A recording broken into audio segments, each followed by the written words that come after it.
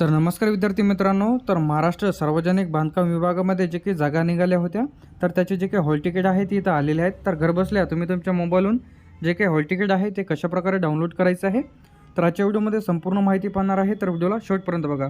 सर्वात पहिले तुम्हाला या पोर्टलची लिंकसुद्धा आपल्या व्हिडिओच्या डिस्क्रिप्शनमध्ये मिळून जाईल। तर ज्या विद्यार्थ्यांचे हॉल तिकीट डाउनलोड होत नसेल तर त्यांनी कमेंट बॉक्समध्ये नक्की सांगा, तर ती लवकरात लवकर सोल्युशन तुम्हाला मिळेल। सर्वात पहिले तुम्हाला या पोर्टलवरती यायचं आहे। तर इथं आल्यानंतर जर तुम्ही तुमचा पासवर्ड विसरला असेल तर तुम्हाला इथं फॉरगेट पासवर्ड यावरती क्लिक करून तुम्ही तुमचा पासवर्ड फॉरगेट करू शकता। तर त्यानंतर जे आहे इथून तुम्ही तुमचा पासवर्डसुद्धा चेंज करू शकता। तर इथं तुम्हाला आता तुमचे जे काही युजर नेम आहे, जे काही रजिस्ट्रेशन नंबर तुमच्या मेलला आलेला असेल तेच रजिस्ट्रेशन नंबर आणि पासवर्ड जे की तुमच्या मेलला आलेला असेल ते तुम्हाला टाकून इथं कॅप्चा टाकून लॉग इनवरती क्लिक करायचं आहे।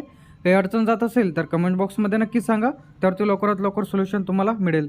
तर इथे माझे जे काही आय डी आणि पासवर्ड टाकून मी इथून लॉग इन करून हॉल तिकीट कशाप्रकारे डाउनलोड करायचं आहे ते सांगणार आहे। त्यानंतर जे तुम्हाला लॉग इन यावरती जे क्लिक करायचं आहे, लॉग इनवरती क्लिक केल्यानंतर तुमचं जे काही आय डी आहे ते लॉग इन होईल।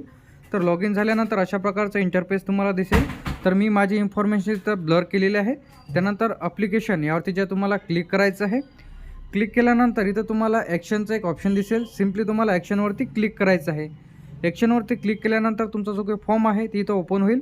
त्यानंतर इथं ॲडमिट कार्ड यावरती जे क्लिक करायचं आहे। तर इथं ॲडमिट कार्डवरती क्लिक केल्यानंतर तुम्ही इथं बघू शकता तुमचं जे काही ॲडमिट कार्ड आहे इथं आलेलं आहे। तर इथं तुम्हाला ॲडमिट कार्ड यावरती क्लिक करून तुम्ही तुमचं ॲडमिट कार्ड डाउनलोड करायचं आहे। डाउनलोड केल्यानंतर तुम्ही इथं बघू शकता ॲडमिट कार्ड डाउनलोड झालेलं आहे। तर अशा प्रकारे तुम्ही तुमचं जे काही ॲडमिट कार्ड आहे डाउनलोड करू शकता।